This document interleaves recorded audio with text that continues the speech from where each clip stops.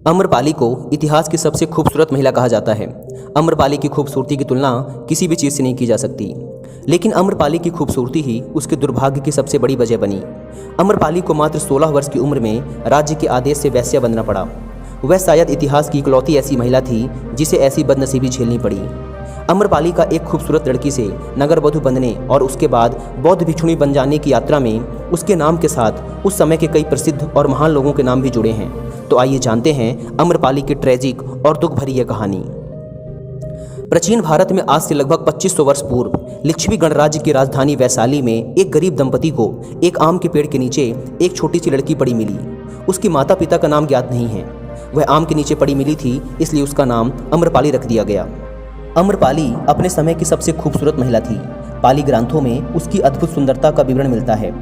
अम्रपाली इतनी खूबसूरत थी कि नगर का हर पुरुष उससे विवाह करने के लिए लालायित था। पाली ग्रंथों के अनुसार राजा से लेकर व्यापारी हर कोई अम्रपाली को पाना चाहता था। अम्रपाली के लिए शादी के प्रस्तावों के ढेर लग गए। इतने सारे विवाह प्रस्तावों की वजह से अम्रपाली के माता पिता दुविधा में पड़ गए। अगर अम्रपाली के लिए एक पुरुष को उनके माता पिता चुनते तो नगर के बाकी लोग उस पुरुष पर क्रोधित होकर हमला कर देते। इसी वजह से 16 वर्षीय अम्रपाली की शादी किसी से नहीं हो पा रही थी। अगर कोई बड़ा व्यापारी या राजकुमार ताकत और दौलत के दम पे अम्रपाली से शादी करता तो नगर में अशांति फैलती व हंगामा भी हो सकता था। इसलिए अमीर और ताकतवर लोग भी ऐसा नहीं कर पा रहे थे। पाली ग्रंथों के अनुसार वैशाली एक लोकतांत्रिक राज्य था जिसकी अपनी एक सांसद भी थी। जब अम्रपाली की खबर वैशाली सांसदों के सदस्यों तक पहुंची तो उन्होंने इस मुद्दे पर चर्चा करने का फैसला किया। उन्होंने तय किया कि वैशाली राज्य की एकता और शांति के लिए सभी की खुशी जरूरी है। इसलिए अम्रपाली को नगरवधु यानी कि वेश्या बना दिया गया। अम्रपाली अब पूरे नगर की दुल्हन बन चुकी थी जिसे अब हर किसी से प्यार करना था। अम्रपाली को नगरवधु बनाने से वैशाली के लोग तो खुश हो गए, लेकिन इस तरह से अम्रपाली अपनी खूबसूरती का शिकार बन गई। अम्रपाली को जनपद कल्याणी की उपाधि दी गई। यह किताब 7 सालों के लिए दिया जाता था और इसे साम्राज्य की सबसे खूबसूरत और प्रतिभाशाली औरत को दिया जाता था। अम्रपाली को अपना महल मिला। उसे शारीरिक संबंध बनाने के लिए अपना पार्टनर चुनने का अधिकार भी मिला। इसके साथ ही वह वैशाली राज दरबार की नृत्यांगना भी बन गई। अम्रपाली की अद्भुत सुंदरता की बातें न केवल पूरे वैशाली राज्य में बल्कि उस समय के 16 महाजनपदों के राज्यों तक भी फैली हुई थी। जब अम्रपाली की इस सुंदरता की खबर वैशाली राज्य के पड़ोसी और उस समय के 16 महाजनपदों में सबसे समृद्ध और शक्तिशाली महाजनपद मगध राज्य के राजा बिंबिसार को पता चली तो वो खुद को अम्रपाली से मिलने से रोक नहीं पाए। लेकिन मगध के राजा बिंबिसार के वैशाली राज्य के साथ हमेशा ही दुश्मनी भरे रिश्ते रहे थे। इसलिए अम्रपाली से मिलने के लिए उन्हें अपना भेष बदलकर वैशाली राज्य जाना पड़ा ताकि कोई उन्हें पहचान ही ना सके। बिंबिसार खुद भी एक बहुत ही अच्छे संगीतकार थे। जब वे अम्रपाली से मिले तो वो उसके प्यार में पड़ गए। इसी दौरान अम्रपाली बिंबिसार के एक बच्चे की माँ भी बनी थी। उसका यह बेटा आगे चलकर एक बौद्ध भिक्षुक बन गया था। एक बार जब बिंबिसार ने वैशाली पर आक्रमण किया तो उसने अम्रपाली के महल में ही शरण ली थी। उसने अम्रपाली के महल को छोड़कर बाकी सारे वैशाली शहर पर हाहाकार मचा दिया था। उस दिन अम्रपाली को बिंबिसार की असलियत का पता चला। अम्रपाली ने बिंबिसार से युद्ध रोकने के लिए कहा और बिंबिसार ने अम्रपाली की बात मान ली। बिंबिसार ने अम्रपाली को मगध की महारानी बनने का भी प्रस्ताव दिया, लेकिन अम्रपाली ने इस प्रस्ताव को ठुकरा दिया क्योंकि वैशाली और मगध शत्रु थे। अगर अम्रपाली बिंबिसार के प्रस्ताव को स्वीकार कर लेती तो शायद भयंकर युद्ध छिड़ जाता और हजारों लोग मारे जाते। आचार्य चतुर्सेन शास्त्री के उपन्यास वैशाली की नगरवधु में इस बात का विवरण मिलता है कि एक बार बिंबिसार का बड़ा पुत्र अजातशत्रु, जो कि बिंबिसार के बाद मगध का एक बहुत ही महान राजा बना, अपना भेष बदलकर वैशाली नगर घूमने गया, जहां उसकी नज़र अति सुंदर वेश्या अम्रपाली पर पड़ी और अजातशत्रु भी अम्रपाली पर मोहित हो गया। साथ ही अम्रपाली भी अजातशत्रु की मोहक छवि और उसके मजबूत शरीर को देखकर उस पर मोहित हो गई।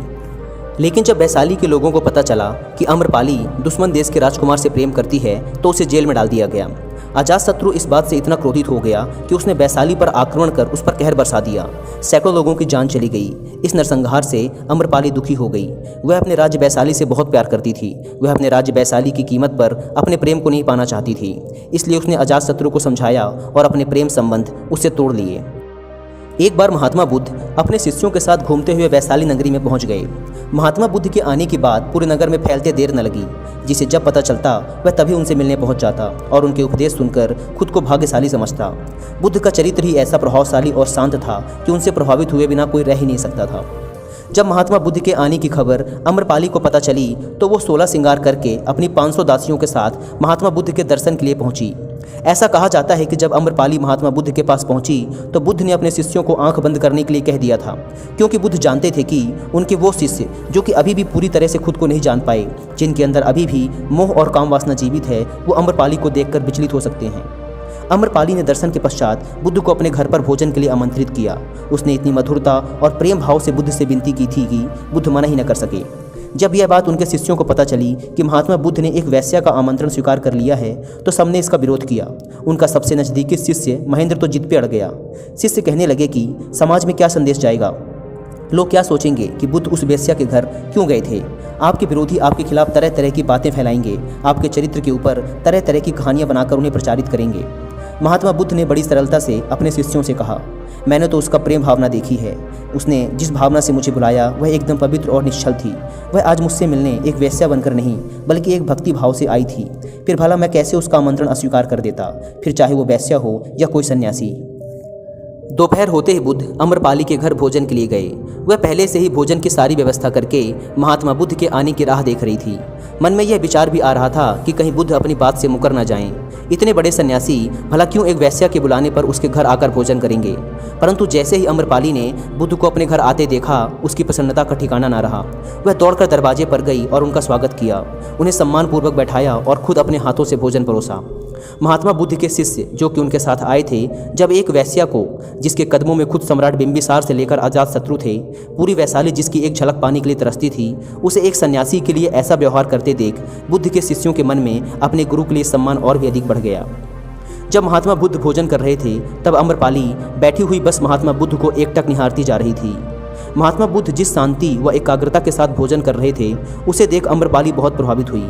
उसके महल में महात्मा बुद्ध के आने से जो पॉजिटिव एनर्जी, शांति व आकर्षण फैला था वह उसे अंदर से महसूस कर पा रही थी।